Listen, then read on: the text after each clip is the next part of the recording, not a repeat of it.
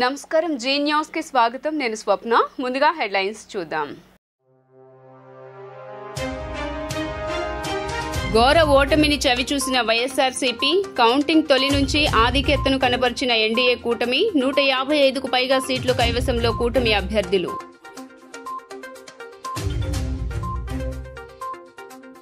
అధికారం చేజిక్కించుకోవడంతో నారా వారింట సంబరాలు పిఠాపురంలో పవన్ గెలుపుతో అంబరాన్నంటిన జనసేన శ్రేణుల ఆనందోత్సాహాలు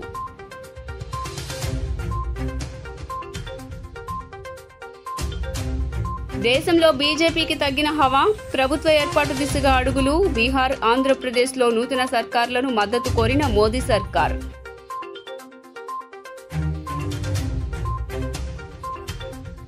విజయవాడలో విజయకేతనం ఎగురవేసిన ఎన్డీఏ కూటమి అభ్యర్థులు పార్లమెంట్తో సహా 3 నియోజకవర్గాల్లో అత్యధిక మెజారిటీ కనబర్చిన బీజేపీ టీడీపీ అభ్యర్థులు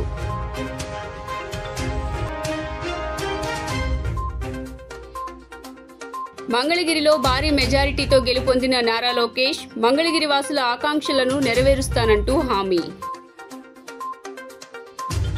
ఇక డీటెయిల్స్ చూస్తే ఏపీ అసెంబ్లీ ఎన్నికల ఫలితాల్లో కూటమి సునామీ సృష్టించింది. అందరి అంచనాలను తలకిందులు చేస్తూ భారీ సంఖ్యలో సీట్లను టీడీపీ కైవసం చేసుకుంది. ఏపీలో మొత్తం 175 అసెంబ్లీ నియోజకవర్గాల్లో 155కు పైగా నియోజకవర్గాల్లో కూటమి అభ్యర్థులు విజయం దిశగా దూసుకు వెళ్తున్నారు. దీంతో ఏపీలో టీడీపీ జనసేన బీజేపీ శ్రేణుల సంబరాలు అంబరాన్నంటాయి. కూటమి గెలుపు ఖాయం కావడంతో 4వసారి చంద్రబాబు సీఎంగా ప్రమాణ స్వీకారం చేయనున్నారు. ఈ నెల 9న ఏపీ సీఎంగా చంద్రబాబు ప్రమాణ స్వీకారం చేయబోతున్నట్లు సమాచారం. జనసేన అధినేత పవన్ కళ్యాణ్తో ఇవాళ రాత్రికి చంద్రబాబు నాయుడు భేటీ కానున్నారు. ఈ భేటీలో కూటమి ప్రభుత్వంలో తొలి విడత మంత్రులుగా ఎవరెవరిని ఎంపిక చేయాలనే విషయంపై పవన్తో చంద్రబాబు చర్చించి ఫైనల్ చేయనున్నట్లు తెలుస్తోంది. వీరి మధ్య ఓ అవగాహన కుదిరిన తర్వాత ఈ నెల 9న సీఎంగా చంద్రబాబు నాయుడు ప్రమాణ స్వీకారం చేయనున్నట్లు టీడీపీ శ్రేణులు పేర్కొంటున్నారు. టీడీపీ భారీ విజయం సాధిస్తూ ఉండటంపై చంద్రబాబు నాయుడు కుటుంబ సభ్యులు సంబరాలు చేసుకున్నారు. ఉండవల్లిలోని నివాసంలో కేక్ కట్ చేసి ఒకరికొకరు తినిపించుకున్నారు. నారా లోకేష్, భువనేశ్వరి, బ్రాహ్మణి ఉత్సాహంగా కనిపించారు. కుటుంబ సభ్యులందరూ విక్టరీ సింబల్ చూపిస్తూ ఫోటోకు ఫోజులిచ్చారు. మరోవైపు ఈ నెల 9న సీఎంగా చంద్రబాబు నాయుడు ప్రమాణ స్వీకారం చేయనున్నారు. ఏపీ ఎన్నికల్లో కూటమి ఘన విజయం సాధించింది. టీడీపీ, జనసేన, బీజేపీ కలిసి ప్రభుత్వం ఏర్పాటు చేయబోతున్నాయి. జనసేన పోటీ చేసిన అన్ని స్థానాల్లో లీడింగ్తో దూసుకువెళ్తోంది. జనసేన అధినేత పవన్ కళ్యాణ్ పిఠాపురంలో భారీ మెజారిటీతో గెలిచారు. దీంతో పవన్ అభిమానులు, జనసేన కార్యకర్తలు సంబరాలు చేసుకుంటున్నారు. పవన్ గెలుపుతో హైదరాబాద్లోని పవన్ నివాసం బయట అభిమానులు, కార్యకర్తలు వచ్చి సెలబ్రేషన్స్ చేశారు. అభిమానులకు, జనసేన కార్యకర్తలకు పవన్ కళ్యాణ్ భార్య అన్నా లెజినోవా, తనయుడు అకిరానందన్ అభివాదం చేశారు. అనంతరం పవన్ గెలవటంతో భార్య అన్నా లెజినోవో పవన్ కళ్యాణ్కి వీరతిలకం పెట్టి హారతి ఇచ్చింది. పక్కనే అకిరానందన్ కూడా ఉన్నారు. దీంతో ఈ వీడియో వైరల్గా మారింది.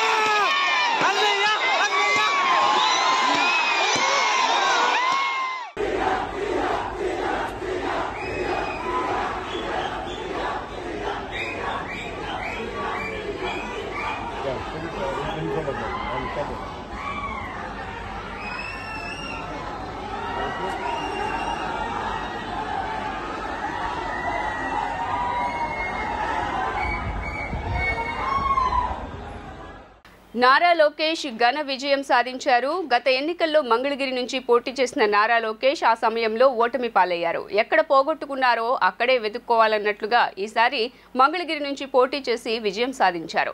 గత 5 ఏళ్లుగా నారా లోకేష్ ఎన్నో రకాల విమర్శలను ఎదుర్కొంటూ వస్తున్నారు. మంగళగిరిలో ఓటమి పాలయ్యారంటూ వైసీపీ నేతలు ఆయన్ను ఎన్నో విధాలుగా అవమానించారు. వాటన్నింటికీ నారా లోకేష్ తన విజయంతో సమాధానం చెప్పారు. తానేమి తన కంచుకోట నుంచి పోటీ చేయటం లేదని, టీడీపీ వీక్గా ఉన్న స్థానం నుంచి పోటీ చేశానని, తిరిగి అదే స్థానం నుంచి పోటీ చేసి విజయం సాధిస్తానని లోకేష్ పలుమార్లు చెప్పారు. ఇప్పుడు ఆయన విజయం వైసీపీకి చెంపపెట్టు అని చెప్పాలి. ఆంధ్రప్రదేశ్ ఎన్నికల ఫలితాల్లో టీడీపీ, జనసేన, బీజేపీ కూటమి 150కి పైగా సీట్లు ఆధిక్యంతో దూసుకుపోతోంది. మరోవైపు వైసీపీ మాత్రం కేవలం 13 స్థానాల్లోనే మెజారిటీని కూడగట్టుకుంది. కూటమిలో టీడీపీ 132 సీట్ల మెజార్టీ ఉండగా జనసేన 20, బీజేపీ 7 స్థానాల్లో ముందంజలో ఉంది. సిద్ధం అనే పేరుతో వైనాట్ 175 అనే నినాదంతో రంగంలోకి దిగిన వైసీపీకి ఈసారి ఎన్నికలో భారీ ఎదురుదెబ్బ తగలనుంది. వైసీపీ ఇంత దారుణంగా ఓడిపోవడానికి అనేక కారణాలున్నాయి. అవేంటో ఇప్పుడు చూద్దాం. తెలంగాణ అసెంబ్లీ ఎన్నికల్లో బీఆర్ఎస్ అధినేత కేసీఆర్ ఎమ్మెల్యే అభ్యర్థుల్ని మార్చకపోవడం వల్లే ఓటమిని చవిచూడాల్సి వచ్చిందనే ఆరోపణలు బలంగా వినిపించాయి. దీంతో సీఎం జగన్ కూడా ఈ తప్పు తాను చేయకూడదని ముందుగా అభ్యర్థులను మార్చే ప్రక్రియపై ఫోకస్ పెట్టారు. దాదాపు 60కి పైగా స్థానాల్లో సిట్టింగ్ ఎమ్మెల్యేలను మార్చారు. ఇక్కడ వైసీపీకి అభ్యర్థు మార్పే ఎదురుదెబ్బ కొట్టినట్లు కనిపిస్తోంది. ఇక రెండవది చంద్రబాబును అరెస్ట్ చేయడం. ఎన్నికలకు ముందు స్కిల్ డెవలప్మెంట్ కేసులో చంద్రబాబును అరెస్టు చేయించి దాదాపు 50 రోజులకి పైగా జైల్లో ఉంచడం రాష్ట్రంలో చాలా ప్రభావం చూపినట్టు తెలుస్తోంది. ఇది కూడా వైసీపీకి పట్ల ఓటర్లలో అసంతృప్తి వ్యక్తమైనట్లు సర్వత్రా వినిపిస్తోంది. మరో ముఖ్యమైన అంశం రాజధాని మార్పు.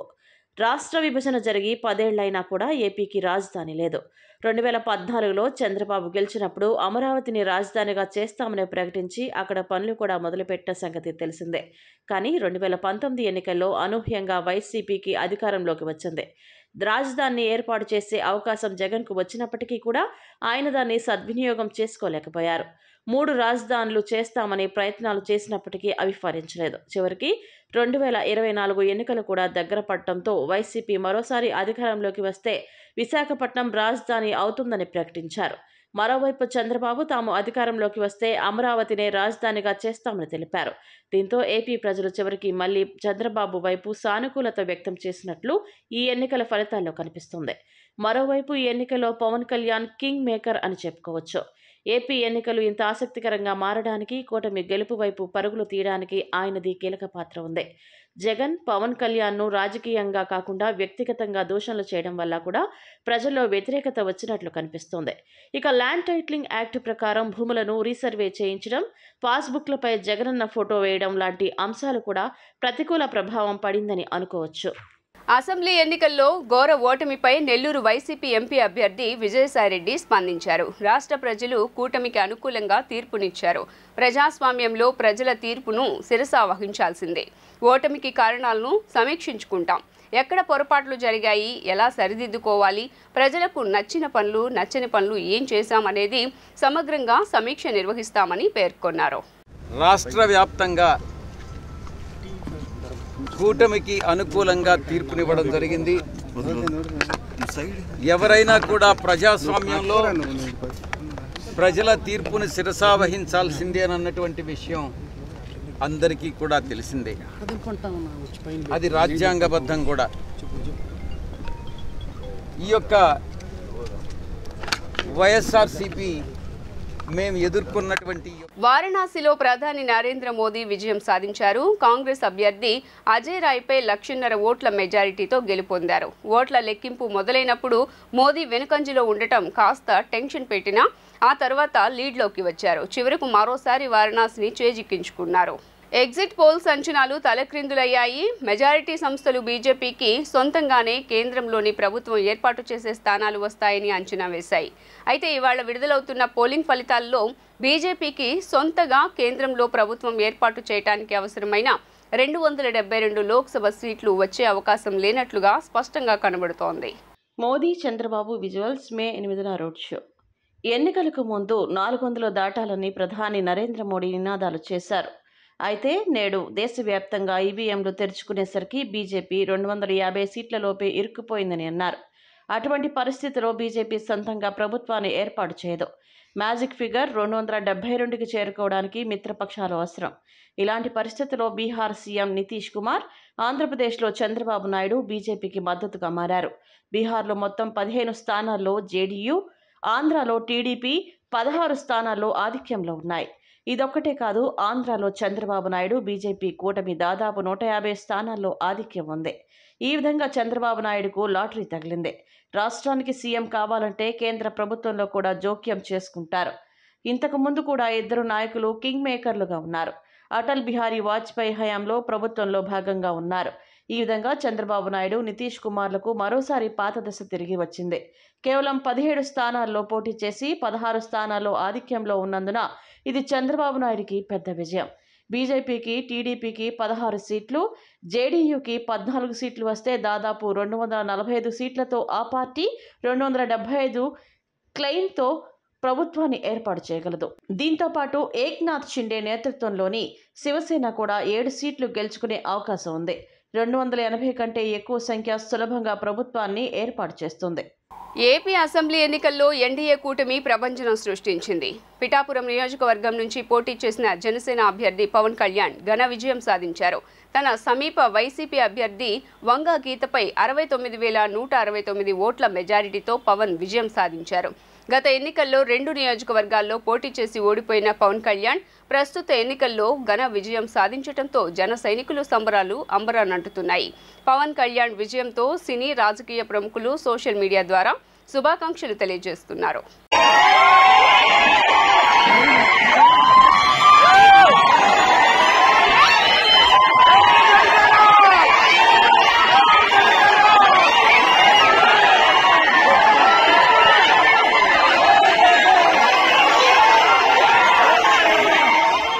విజయవాడ సెంట్రల్ నియోజకవర్గం నుండి టీడీపీ అభ్యర్థి బోండా ఉమా భారీ ఆధిక్యంతో గెలుపొందారు. 21 రౌండ్స్లో జరిగిన కౌంటింగ్లో 68,886 ఓట్ల ఆధిక్యంతో ప్రత్యర్థి వైసీపీ అభ్యర్థి వెల్లంపల్లి శ్రీనివాస్పై గెలుపొందారు. గత ఎన్నికల్లో విజయవాడ వెస్ట్ నుండి పోటీ చేసి గెలిచిన వెల్లంపల్లి శ్రీనివాస్ను విజయవాడ సెంట్రల్కు వైసీపీ అధిష్టానం బదిలీ చేసింది. సెంట్రల్ నియోజకవర్గం ఎన్నికల ప్రచారంలోనే సీఎం జగన్పై గులకరాళ్ల దాడి జరిగింది. ఈ దాడి అంశంలో వడ్డెర సామాజిక వర్గానికి చెందిన యువకులను పోలీసులు అదుపులోకి తీసుకున్నారు. ఈ అంశం కూడా వైసీపీకి మైనస్గానే చెప్పుకోవాలి. విజయవాడ 3 నియోజకవర్గాల్లో తూర్పు, పశ్చిమం కన్నా సెంట్రల్ నుండి బోండా ఉమా అత్యధిక మెజారిటీతో గెలుపొందారు. మైనారిటీలు ఎక్కువగా ఉండే పశ్చిమ నియోజకవర్గం నుండి మాజీ కేంద్ర మంత్రి సుజనా చౌదరి బీజేపీ పార్టీ తరపున కమలం గుర్తుపై పోటీ చేసి భారీ ఆధిక్యంతో గెలుపొందారు. ఈ రోజు జరిగిన కౌంటింగ్లో అనూహ్యంగా సుజనా చౌదరి అంచనాలు తలకిందులు చేస్తూ ఏకంగా 46,540 ఓట్ల భారీ మెజారిటీతో ఘన విజయం సాధించారు. విజయవాడ వెస్ట్ నియోజకవర్గంలో కూటమి నుంచి ముందు జనసేన పోటీ చేస్తుందని అనుకున్నారు. అయితే చివరిలో బీజేపీ నుంచి కేంద్ర మాజీ మంత్రి సుజనా చౌదరి పోటీ చేశారు. గత ఎన్నికల్లో ఇక్కడ వైసీపీ నుంచి గెలిచిన మాజీ మంత్రి వెల్లంపల్లి శ్రీనివాసరావును విజయవాడ సెంట్రల్ నియోజకవర్గానికి బదిలీ చేసిన వైసీపీ అధినేత జగన్ మాజీ కార్పొరేటర్ షేక్ ఆసిఫ్ను రంగంలోకి దింపారు.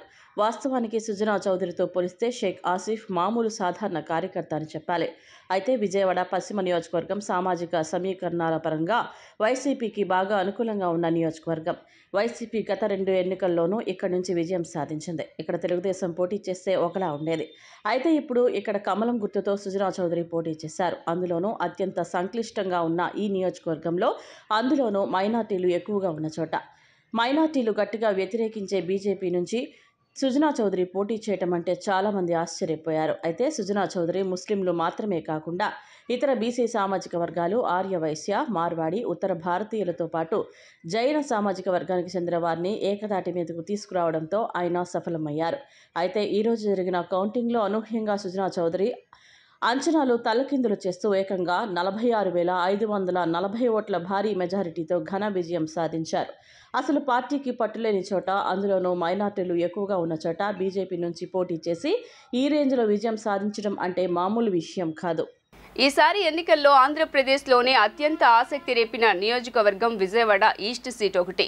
చాలా ఉత్కంఠ రేపిన తూర్పులో చివరకు ఎవ్వరూ కనీవిని ఎరుగని రేంజ్లో 48,000 పైచిలుకు ఓట్ల భారీ మెజారిటీతో ఘన విజయం సాధించారు.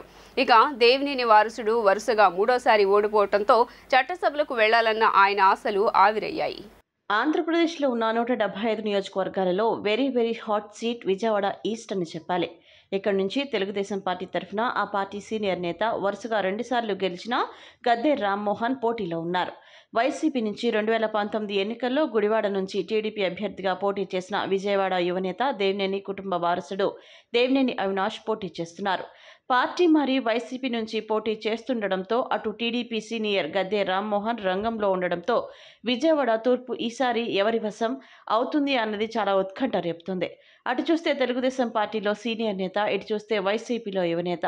అందులోనూ అవినాష్ 2014లో విజయవాడ ఎంపీగా కాంగ్రెస్ నుంచి, 2019లో గుడివాడలో టీడీపీ నుంచి అసెంబ్లీకి పోటీ చేసి 2 సార్లు ఓడిపోయారు.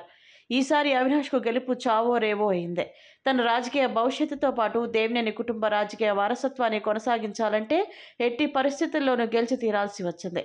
అందుకే గత 2 సంవత్సరాలుగా అవినాష్ తూర్పు నియోజకవర్గంలో విపరీతంగా కష్టపడ్డారు. ఎన్నికలకు 6 నెలల ముందు నుంచి నియోజకవర్గంలో గట్టిపట్టు సాధిస్తూ ప్రచారం చేశారు. ఇక గత 2 ఎన్నికల్లోనూ గద్దెకు పెద్దగా తూర్పు నియోజకవర్గంలో వైసీపీ నుంచి పోటీ ఎదురు కాలేదు. అయితే ఈసారి అవినాష్ మాత్రం గద్దెకు చెమటలు పట్టించాడు అని చెప్పాలి. ఏపీలోనే చాలా ఉత్కంఠ రేపిన విజయవాడ తూర్పులో చివరకు ఎవరూ కని విని ఎరగని రేంజ్లో 48,000 పైచిలకు ఓట్ల భారీ మెజారిటీతో ఘన విజయం సాధించారు. అసలు ఈ విషయాన్ని ఎవరు ఊహించలేదు. ఇక దేవినేని వారసుడు వరుసగా 3వసారి ఓడిపోవడంతో చట్టసభలకు వెళ్లాలన్న ఆయన ఆశలు ఆవిరయ్యాయి. ఈ క్రమంలోనే విజయవాడ తూర్పు నుంచి గద్దె రామ్మోహన్ హ్యాట్రిక్ విజయం సాధించినట్లయింది. ఆంధ్రప్రదేశ్ అసెంబ్లీ ఎన్నికల్లో ఎన్డీఏ కూటమికి 150కి పైగా సీట్లు వస్తాయని కేకే సర్వే అంచనా వేసింది. ఇక ఈ సర్వే చూసి అటు వైసీపీ నాయకులు అసలు ఈ సర్వే ఎక్కడిది, ఎవరూ నమ్మలేరని అంటూ విమర్శలు గుప్పించారు. కానీ ఇప్పుడు అసెంబ్లీ ఎన్నికల ఫలితాలు చూస్తే ఆ సర్వే అంచనాలు నిజమయ్యాయనే చెప్పవచ్చు. ఆంధ్రప్రదేశ్ అసెంబ్లీ ఎన్నికల్లో ఎన్డీఏ కూటమికి 150కి పైగా సీట్లు వస్తాయని కేకే సర్వే అంచనా వేసింది. ఇక ఈ సర్వే చూసి అటు వైసీపీ నాయకులు అసలు ఈ సర్వే ఎక్కడిది, ఎవ్వరూ నమ్మలేరని అంటూ విమర్శలు గుప్పించారు. కానీ ఇప్పుడు అసెంబ్లీ ఎన్నికల ఫలితాలు చూస్తే ఆ సర్వే అంచనాలు నిజమయ్యాయని చెప్పొచ్చు. ప్రస్తుతం ఉన్న ట్రెండ్స్ బట్టి వైసీపీ 19 స్థానాల్లో ఆధిక్యంలో ఉండగా కూటమి 156 స్థానాల్లో ఆధిక్యతను చూపిస్తోంది. దీంతో ప్రస్తుతం ఆయన గురించే సోషల్ మీడియాలో తెగ చర్చ జరుగుతోంది. ఎవరు బ్రో నువ్వు ఇంత టాలెంటెడ్గా ఉన్నావు అంటూ కామెంట్స్ రూపంలో తమ అభిప్రాయాలను పంచుకుంటున్నారు నెటిజన్లు. కొందరు వైసీపీ వస్తుందని అంచనా వేస్తుంటే ఇంకొందరు టీడీపీ కూటమి వస్తుందని అంచనా వేశారు. కానీ కేకే సర్వే ఒక్కడే ఏపీలో కూటమి సునామీని ఊహించారని పొగడ్తలతో ముంచెత్తారు. టీడీపీకి 144 స్థానాల్లో 133 స్థానాలు కైవసం చేసుకుంటుందని స్పష్టం చేశారు. అలాగే జనసేన 21 స్థానాల్లో 21 స్థానాల్లో విజయం సాధిస్తుందని, 10 స్థానాలకు గాను 7 స్థానాలు బీజేపీ గెలుపొందుతుందని కేకే సర్వే చెప్పింది. అటు వైసీపీ 175 స్థానాల్లో కేవలం 14 సీట్లు మాత్రమే పరిమితమవుతుందని పేర్కొన్నారు. చరిత్రలో అరుదైన విజయాన్ని అందుకున్న టీడీపీ చీఫ్ చంద్రబాబుకు మెగాస్టార్ చిరంజీవి అభినందనలు తెలియజేశారు. ఈ మహత్తర విజయం రాష్ట్రానికి గత వైభవం తిరిగి తెచ్చిన మీ దక్షతకు నిదర్శనం.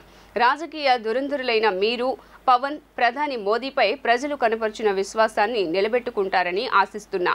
రాజధాని లేని గాయపడిన రాష్ట్రాన్ని తిరిగి గాడిన పెట్టి నెంబర్ 1గా తీర్చిదిద్దుతారని ఆశిస్తున్నానని ట్వీట్ చేశారు. నంద్యాలలో ఐకాన్ స్టార్ అల్లు అర్జున్ మద్దతు తెలిపిన వైసీపీ అభ్యర్థి శిల్పా రవిచంద్ర కిషోర్ రెడ్డి ఓటమి చవి చూశారు. రవిచంద్రపై టీడీపీ అభ్యర్థి మహమ్మద్ ఫరూక్ 11,000 పైగా మెజారిటీతో ఘన విజయం సాధించారు. నంద్యాలలో వైసీపీ అభ్యర్థి తరపున బన్నీ ప్రచారం చేయటాన్ని చాలా మంది జన సైనికులు తప్పుపట్టారు. కుటుంబానికి చెందిన జనసేనకు మద్దతు ఇవ్వాల్సిందని అభిప్రాయపడ్డారు. విజయవాడలోని డాక్టర్ వైఎస్ఆర్ హెల్త్ యూనివర్సిటీ పేరు మళ్లీ మారనుంది. టీడీపీ విజయం ఖాయమవటంతో మళ్లీ ఎన్టీఆర్ ఆరోగ్య వైద్య విశ్వవిద్యాలయంగా నామకరణం చేయనున్నారు. 1996లో ఎన్టీఆర్ మరణం తర్వాత ఈ విశ్వవిద్యాలయానికి ఎన్టీఆర్ హెల్త్ యూనివర్సిటీగా నామకరణం చేశారు. 2019లో అధికారంలోకి వచ్చిన సీఎం జగన్ ఈ పేరును వైఎస్ఆర్ హెల్త్ యూనివర్సిటీగా మార్చారు. అప్పట్లో దీనిపై రాష్ట్ర వ్యాప్తంగా తీవ్ర నిరసన వ్యక్తమైంది. అయితే మే 13న జరిగిన ఎన్నికల్లో ఎన్డీఏ టీడీపీ కూటమి ఆధిక్యత సాధించి ప్రభుత్వాన్ని ఏర్పాటు చేయనున్న నేపథ్యంలో గత ప్రభుత్వం విజయవాడలోని వైఎస్ఆర్ హెల్త్ యూనివర్సిటీగా మార్చిన నేపథ్యంలో టీడీపీ శ్రేణులు ఆ పేర్లను తొలగిస్తున్న వీడియోలు సోషల్ మీడియాలో చక్కర్లు కొడుతున్నాయి.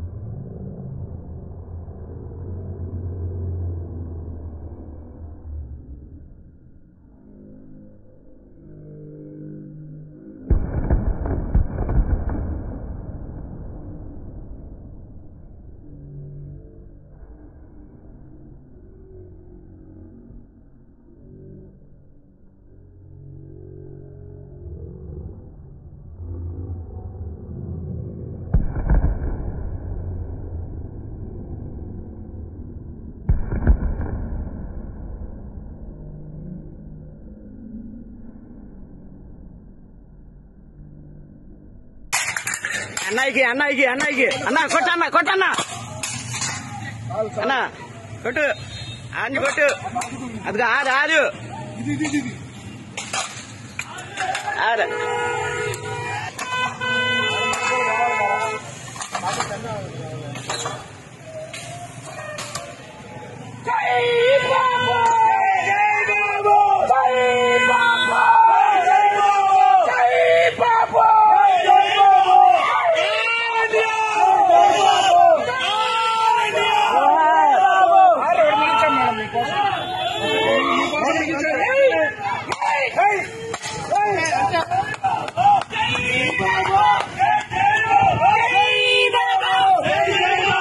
ప్రస్తుతం వెలువడుతున్న ఫలితాలు వేణుస్వామి చెప్పిన దానికి పూర్తిగా భిన్నంగా ఉండటం గమనార్హం. దాదాపు కూటమి క్లీన్ స్వీప్ చేసింది. దీంతో చేసేదేమీ లేక తాను చెప్పిన జాతకం తప్పైంది అంటూ ఆయన సీన్లోకి వచ్చారు. తన విద్వత్తు నాలెడ్జ్ ఉపయోగించి జాతకాన్ని బేస్ చేసుకుని జగన్ గురించి జ్యోతిష్యం చెప్పానని, అది 100% తప్పైందని ఒప్పుకుంటున్నట్లు ఆయన స్పష్టం చేశారు. తెలుగు రాష్ట్రాల్లో మోస్ట్ కాంట్రవర్షియల్ జ్యోతిషుడు ఎవరు అంటే తొలుత చెప్పే పేరు వేణుస్వామి. సినిమా సెలబ్రిటీల గురించి, రాజకీయ నాయకుల గురించి ఆయన ప్రెడిక్షన్స్ నెట్టింట తెగ వైరల్ అవుతుంటాయి. ఆయన జ్యోతిష్యాలు తప్పైనప్పుడు నెట్టింట ట్రోల్స్ కూడా గట్టిగానే కనిపిస్తాయి. ఇక ఏపీలో మరోసారి జగన్ సీఎం అవుతారంటూ ఇటీవల ఆయన చేసిన కామెంట్స్ తెగ వైరల్ అయ్యాయి. ఏపీలో మరోసారి సీఎం జగనే అంటూ పలు సందర్భాల్లో వ్యాఖ్యానించిన వేణుస్వామి తాజాగా వచ్చే ఎన్నికల్లో అధికార వైసీపీ ఎన్ని స్థానాల్లో విజయం సాధిస్తోందో కూడా తెలిపారు. ఏపీలో జగన్ మరోసారి సీఎంగా ప్రమాణ స్వీకారం చేస్తారని వేణుస్వామి కుండబద్దలు కొట్టేశారు. 79 సీట్లలో వైసీపీ వన్ సైడ్గా గెలుస్తుందని, 30 నుంచి 40 సీట్లలో టఫ్ ఫైట్ ఉంటుందని వేణుస్వామి తెలిపారు. 95 సీట్ల నుంచి 125 సీట్ల వరకు వైసీపీ విజయం సాధించే అవకాశాలున్నాయని వేణుస్వామి చెప్పుకొచ్చారు. అంతేకాకుండా 2029 ఎన్నికల్లో కూడా గెలిచి జగన్ హ్యాట్రిక్ సీఎంగా రికార్డు సృష్టిస్తారని వేణుస్వామి తెలిపారు. అయితే ప్రస్తుతం వెలువడుతున్న ఫలితాలు వేణుస్వామి చెప్పిన దానికి పూర్తిగా భిన్నంగా ఉండడం గమనార్హం. దాదాపుగా కూటమి క్లీన్ స్వీప్ చేసింది. దీంతో చేసిందేం లేక తాను చెప్పిన జాతకం తప్పైంది అంటూ ఆయన సీన్లోకి వచ్చారు.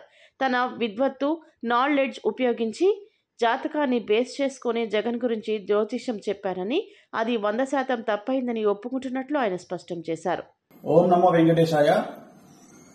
సో ఎన్నికల ఫలితాల గురించి దేశవ్యాప్తంగా మరియు ఆంధ్రప్రదేశ్ రాష్ట్రానికి సంబంధించి నేను ఇచ్చినటువంటి ప్రిడిక్షన్ లో నేను నరేంద్ర మోడీ గారి ప్రభావం తగ్గుతుంది అని చెప్పడం జరిగింది. అలాగే ఆంధ్రాలో జగన్మోహన్ రెడ్డి గారు గెలుస్తారు అని చెప్పడం జరిగింది.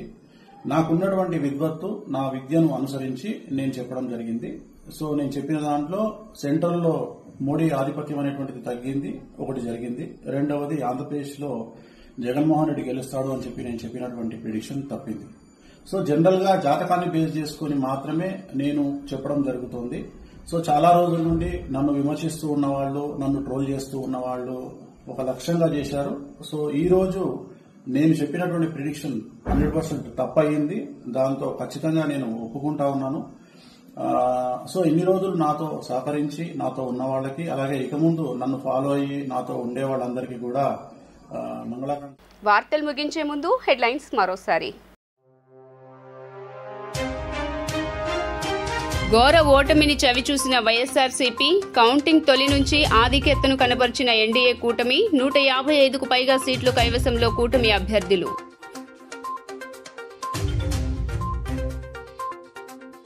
అధికారం చేజిక్కించుకోవడంతో నారా వారింట సంబరాలు, పిఠాపురంలో పవన్ గెలుపుతో అంబరాన్నంటిన జనసేన శ్రేణుల ఆనందోత్సాహాలు.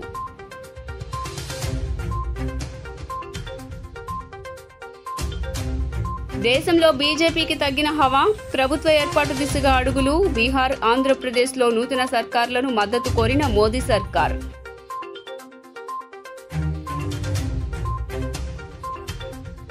విజయవాడలో విజయకేతనం ఎగురవేసిన ఎన్డీఏ కూటమి అభ్యర్థులు, పార్లమెంట్తో సహా 3 నియోజకవర్గాల్లో అత్యధిక మెజారిటీ కనబర్చిన బీజేపీ, టీడీపీ అభ్యర్థులు.